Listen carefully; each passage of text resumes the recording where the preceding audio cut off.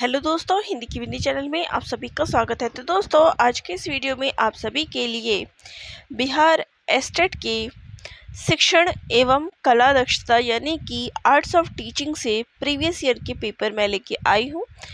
तो यहाँ पर जितने भी पेपर इसमें कराए गए थे 9 to 12 के लिए, यानी कि पेपर 1 और पेपर 2, इसमें जितने भी हुए थे सारे पेपर हम डिस्कस करेंगे, क्योंकि आपकी परीक्षा की जो तिथि है वो जारी हो गई है। तो ऐसे में इन कम समय में जितने अधिक प्रश्न उत्तर हम कर पाए, स्पेशली प्रीवियस ईयर के, उतना ज़्यादा अच्छा है। तो चलिए हम शुरू करते हैं। तो यहाँ पहला प्रश्न है, अधिगम प्राकृतिक क्रिया है। किसका क्रिया है? शिक्षार्थी का, शिक्षक का, व्यक्ति का या फिर जीवित प्राणी का? तो इसका राइट आंसर हो जाएगा ऑप्शन डी, जीवित प्राणी का। चलिए नेक्स्ट क्वेश्चन है, अधिगम प्रक्रिया का अंतःक्रिया घटक है। उच्च स्तर सोच, ध्यान, स्मृति या ये सभी? तो इसका राइट आंसर हो जाए, देखिए इसका राइट आंसर हो जाएगा ये सभी। चलिए नेक्स्ट क्वेश्चन है, संज्ञानात्मक शिक्षण का प्रथम चरण है। तो इसका प्रथम चरण क्या है? सूचना, समझ, विश्लेषण या फिर मूल्यांकन? तो इसका राइट आंसर हो जाएगा ऑप्शन ए, सूचना। चलिए नेक्स्ट क्वेश्चन है, अनुदेशात्मक उद्देश्य है। तो जो अनुदेशात्मक है वो किस प्रकार का उद्देश्य है? विशिष्ट है, मापन योग्य है, क्रिया केंद्रित है या फिर ये सभी? तो इसका राइट आंसर हो जाएगा ऑप्शन डी, ये सभी। चलिए नेक्स्ट क्वेश्चन पे आ जाए। तो नेक्स्ट हमारा क्वेश्चन है, ब्लूम का वर्गीकरण की शुरुआत हुई। ये किसकी शुरुआत जो है कहाँ से हुई थी? तो इसकी शुरुआत शिकागो विश्वविद्यालय से हुई थी। चलिए नेक्स्ट क्वेश्चन है, शिक्षण के आधुनिक विधि की विशेषता है। तो इसकी विशेषता क्या है? क्रिया केंद्रित, अन्योन क्रिया केंद्रित, समकक्ष सहयोग? तो यहाँ पे इसका राइट आंसर हो जाएगा उपर्युक्त सभी। चलिए नेक्स्ट क्वेश्चन पे आ जाए। तो नेक्स्ट क्वेश्चन है, आगमन विधि प्रोत्साहित करती है। तो ये किसको प्रोत्साहित करती है? तो आगमन विधि जो है वो किसको प्रोत्साहित करती है? छात्र भागीदारी, रुचि, करके सीखो या उपयुक्त सभी? तो इसका राइट आंसर हो जाएगा उपयुक्त सभी। चलिए नेक्स्ट क्वेश्चन पे आ जाए। नेक्स्ट है, रोल प्ले विधि की कमजोरी है। तो इसकी कमजोरी क्या है? ध्यान केंद्रण का अभाव, नीरस विधि, अधिगम प्रक्रिया की गति धीमी या फिर समय का क्षय? तो यहाँ पे इसका हो जाएगा ध्यान केंद्रित का अभाव, ऑप्शन ए। नेक्स्ट है, पाठ योजना निर्धारित करता है। तो ये क्या निर्धारित करता है कि कोई चीज़ जो है कैसे करनी है, यानी अधिगम का उद्देश्य क्या है? पाठ योजना, जब हम किसी भी चीज़ के लिए पाठ तैयार करते हैं तो ये हमें क्या उद्देश्य है ये बताता है, ठीक है। चलिए नेक्स्ट है, 5E मॉडल विकसित हुआ था। व्यवहारवाद के लिए, रचनात्मकता के लिए, क्लासिक कंडीशनिंग के लिए या प्रगतिवाद के लिए? तो 5E मॉडल जो है रचनात्मकता के लिए जो है शुरुआत इसकी की गई थी। नेक्स्ट है, सूक्ष्म शिक्षण का उद्देश्य है। तो सूक्ष्म शिक्षण का क्या उद्देश्य है? शिक्षकों में शिक्षण कौशल का विकास करना, छात्रों की क्षमता का विकास करना, छात्रों के पृष्ठपोषण कौशल का विकास करना या फिर उपयुक्त में से कोई नहीं? तो सूक्ष्म शिक्षण का जो उद्देश्य होता है वो होता है शिक्षकों में शिक्षण कौशल का विकास करना। चलिए नेक्स्ट क्वेश्चन पे आ जाए। नेक्स्ट है, अनुदेशन प्रदान किया जाता है। तो ये कहाँ प्रदान किया जाता है? तो कक्षा के अंदर।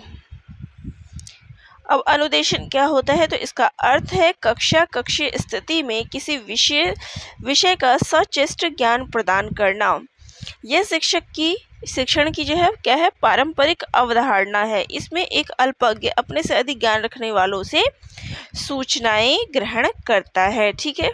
जैसे आपको कोई जानकारी नहीं हो तो आप किसी दूसरे से जिसको उसके बारे में पता हो ज्ञान ग्रहण कर लेंगे, तो यही अनुदेशन हो गया, ठीक है। नेक्स्ट है अंतःक्रिया विश्लेषण की प्रक्रिया है, तो ये किस प्रकार की प्रक्रिया है? अंकन प्रक्रिया, अंकन अर्थापन क्रिया, या फिर ए और बी दोनों, या फिर उपयुक्त में से कोई नहीं। तो ये दोनों ही प्रक्रिया इसके अंतर्गत आती है। नेक्स्ट है कक्षा स्थापित करना उदाहरण है, कक्षा प्रबंधन का, अनुशासन, नियम, या उपयुक्त में से कोई नहीं। तो कक्षा स्थापित, स्थापन हो गया शुरुआत, तो यहाँ हो गया कक्षा का प्रबंध करना। ठीक है। नेक्स्ट है समावेशी कक्षा में एक शिक्षक को चाहिए छात्रों के सांस्कृतिक अंतर की उपेक्षा करे, संस्कृति से संबंधित छात्रों को बढ़ावा दे, सभी संस्कृतियों को सम्मान एवं महत्व दे। तो ये ऑप्शन सी जो हमारा यहाँ पे करेक्ट हो जाएगा। चलिए नेक्स्ट है पाठ्य पुस्तकों का मूल्यांकन निर्भर करता है, तो शिक्षा का उद्देश्य क्या है? विषय वस्तु की रचना एवं उसका प्रस्तुतिकरण किस प्रकार से किया जाए, अभिन्यास एवं रचना। तो यहाँ पर डी ऑप्शन हो जाएगा कि उपयुक्त सभी। ठीक है। नेक्स्ट है पुस्तकालय का उद्देश्य है, तो पुस्तकालय का क्या उद्देश्य है? ज्ञान और सूचना प्रदान करने के लिए, खेल प्रदान करने के लिए, ए और बी दोनों, या फिर इनमें से कोई नहीं। तो पुस्तकालय का देखिए खेल प्रदान कैसे करेंगे, पुस्तकालय में तो खेलने नहीं जाते हैं, तो इसका उद्देश्य होता है ज्ञान और सूचना प्रदान करने के लिए। नेक्स्ट है प्रभावी शिक्षक है, तो प्रभावी शिक्षक कौन है? जो कक्षा पर नियंत्रण करता है, जो सीमित अवधि में जानकारी प्रदान कर सकता है, जो छात्रों को सीखने के लिए प्रेरित करता है, या फिर इनमें से कोई नहीं। यहाँ पे इसका राइट आंसर होगा कि प्रभावी शिक्षक जो प्रभाव डालता हो, जो छात्रों को सीखने के लिए प्रेरित करता हो। ठीक है। नेक्स्ट है एक व्यक्ति पेशे के रूप में शिक्षण का आनंद से सकता है जब वह अपने सहयोगी से अधिक योग्य हो, छात्रों से सम्मान पाकर उच्च अधिकारियों से काफ़ी करीब हो। तो वो जो है छात्रों का जब उसको सम्मान मिलता है तभी उसे शिक्षण का आनंद प्राप्त होता है। नेक्स्ट है उत्तम शिक्षक को न्यूनतम ढंग से किस स्तर पर शिक्षण कार्य जो है करना होगा या करना चाहिए। देखिए न्यूनतम स्तर पर जब शिक्षक की होती है तो वो होती है अवबोध स्तर पर। ठीक है। और अवबोध स्तर कौन सा होता है, क्या होता है? तो जहां छात्र नई जानकारी को समझने में सक्षम होता है। नेक्स्ट है मूल्यांकन प्रक्रिया है, तो मूल्यांकन कौन सी प्रक्रिया है? मात्रात्मक, गुणात्मक, या उपयुक्त दोनों। तो मूल्यांकन जो है मात्रात्मक भी है और गुणात्मक भी है। ठीक है। नेक्स्ट है शिक्षा में मूल्यांकन के त्रिकोण का भाग है, शिक्षण अनुभव, अभिभावक अनुभव, शिक्षक अनुभव, या फिर अधिगम अनुभव। तो इसका राइट आंसर क्या हो जाएगा? ऑप्शन डी अधिगम अनुभव। ठीक है। चलिए नेक्स्ट क्वेश्चन है, अब ये त्रिकोण की जब इन्होंने बात की है तो त्रिकोण में कौन कौन से आते हैं उसको पढ़ ले। देखिए शैक्षिक उद्देश्य, अधिगम अनुभव और मूल्यांकन, ये तीनों चीज़ें जो है शिक्षण अनुभव में, शिक्षा में मूल्यांकन के त्रिकोण भाग के अंतर्गत आती है। ठीक है। क्योंकि हो सकता है इस बार आपसे ये पूछा है तो नेक्स्ट टाइम कुछ और आ जाए। ठीक है, इसलिए इनको ये नाम याद रख लीजिए। चलिए नेक्स्ट है मूल्यांकन भूमिका अदा करता है शिक्षण में, पाठ्य चर्चा में, परीक्षण में, या फिर उपयुक्त सभी। तो मूल्यांकन भूमिका अदा करता है सभी चीज़ों में। नेक्स्ट है पाठ्य चर्चा का सिद्धांत आधारित होता है विषय वस्तु पर, गतिविधि, छात्रों पर। तो उपयुक्त सभी। शिक्षा बिना बोझ किसके द्वारा दिया गया है? तो ये दिया गया है प्रोफेसर यशपाल के द्वारा। ठीक है, कि बिना बोझ के शिक्षा हो। नेक्स्ट है बच्चों का सामाजिकरण शुरू होता है, तो बच्चों का जो सामाजिकरण होता है वो परिवार से शुरू होता है। चलिए नेक्स्ट है प्रक्रिया जो बच्चा को सामाजिक रूप से अनुकूल बनाता है क्या कहलाता है? सामाजिकरण। नेक्स्ट है अच्छे छात्र वो होते हैं जो हमेशा सीखना चाहते हैं। ठीक है, छात्र सबसे अच्छी तरह सीखते हैं करके, सुन के, पढ़कर, लिखकर। तो करके, कोई भी काम अगर छात्रों को दिया जाए, विद्यार्थियों को दिया जाए, तो उस काम को जब वो करते हैं तभी उन्हें अच्छे से समझ आता है। चलिए नेक्स्ट है, वास्तविक वस्तुओं को शिक्षण सहायक सामग्री के रूप में दिखाना चाहिए। रुचि को प्रोत्साहित करता है, जिज्ञासा बढ़ाने के लिए, भागीदारी बढ़ाता है, उपयुक्त तो सभी। डी ऑप्शन यहाँ पे राइट हो जाएगा। चलिए नेक्स्ट क्वेश्चन है, गौतम बुद्ध के प्रवचनों की भाषा थी, तो उनकी भाषा क्या थी? तो उस टाइम पे क्या भाषा स्टार्ट थी बुद्ध के समय? पाली। ठीक है। राम का पुल या राम सेतु निम्नलिखित में से किस जल डमरू मध्य में स्थित है? तो ये पाक जल डमरू मध्य स्थित है। ठीक है। मार्च 2020 में लॉकडाउन के दौरान प्रमुख क्षेत्रों में किस क्षेत्र की वृद्धि सकारात्मक रही? बिजली, स्टील, कोयला या फिर पेट्रोलियम? तो यहाँ पे इसका राइट आंसर हो जाएगा कोयले की। ठीक है। और जबकि बाकी क्षेत्रों की बात करें, जैसे बिजली, स्टील और पेट्रोलियम, तो इनकी नकारात्मक रही है और कोयले की जो है सकारात्मक रही है। ठीक है। चलिए नेक्स्ट क्वेश्चन है हमारा,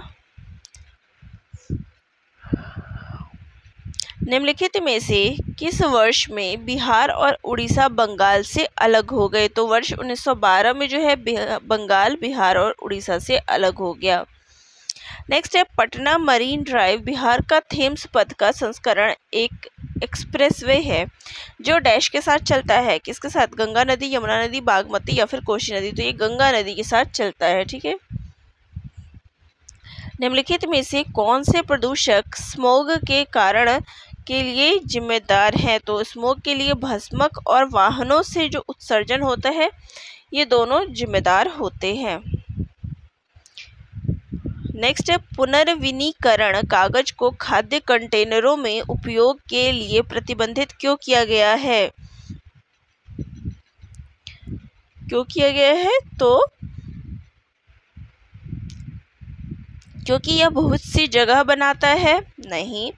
क्योंकि यह संदूषण पैदा करता है? क्योंकि कागज का उपयोग केवल एक ही बार किया जा सकता है? ऐसा नहीं है। क्योंकि कागज बहुत मोटा होता है और खाद्य कंटेनरों को ढक नहीं सकता? ये नहीं है। क्योंकि यह संदूषण पैदा करता है। ठीक है।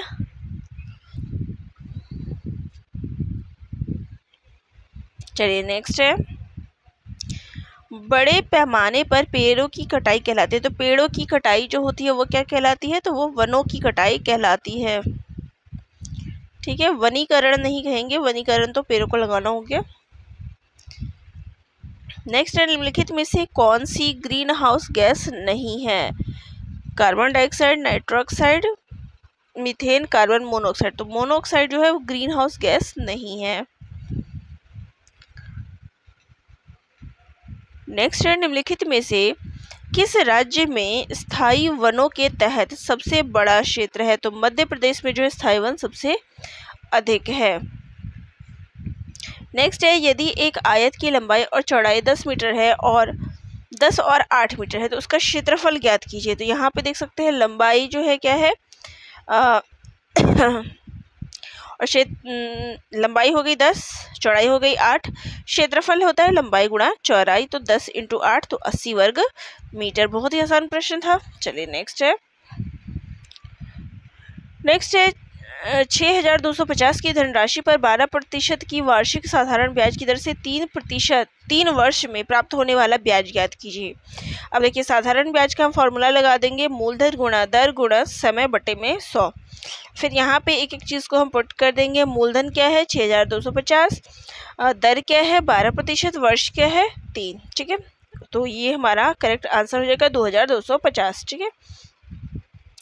नेक्स्ट है, इसको सॉल्व करके आपको इसका मान निकालना है। तो यहाँ पे देख सकते हैं जी, इसका मान जब हम निकालेंगे तो 4.7, बाकी जो है वो प्लस वाले, तो पहले हम प्लस वालों को एक साथ रख लेंगे, प्लस कर लेंगे, मल्टीप्लाई कर लेंगे, बॉडमास का जो फॉर्मूला होता है वो लगा के इसको हम सॉल्व कर सकते हैं। ठीक है।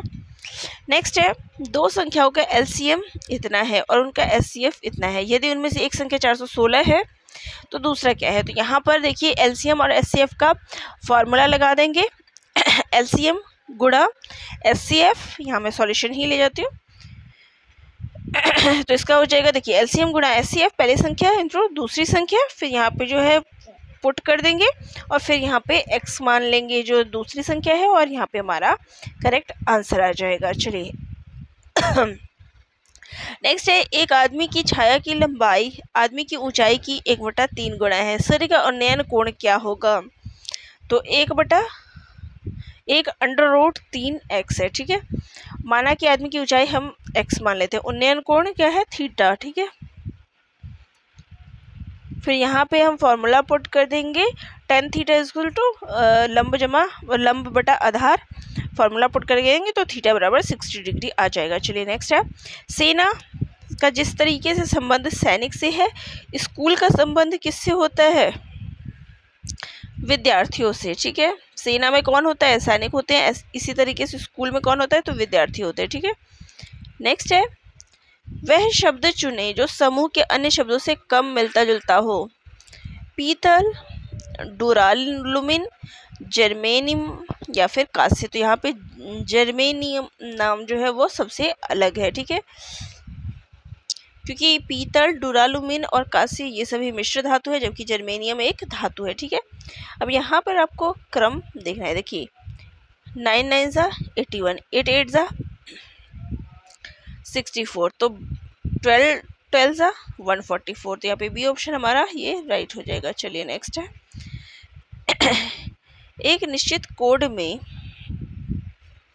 पेजेस को ये लिखा जाता है तो राइट को ये लिखा जाता है, तो उसी कोड में अदर को कैसे लिखेंगे? तो यहाँ पे अपने पेजेस को देखा कि +2 आगे बढ़ रहा है, फिर +3 आगे बढ़ रहा है, फिर +2, फिर +3, फिर +2, ऐसे ही दोनों बढ़ रहे हैं, तो ऐसे ही हम इसको भी आगे बढ़ा देंगे। ठीक है, नेक्स्ट क्वेश्चन है, कुसुमा रवि की पत्नी है, गोविंद और प्रभु भाई है।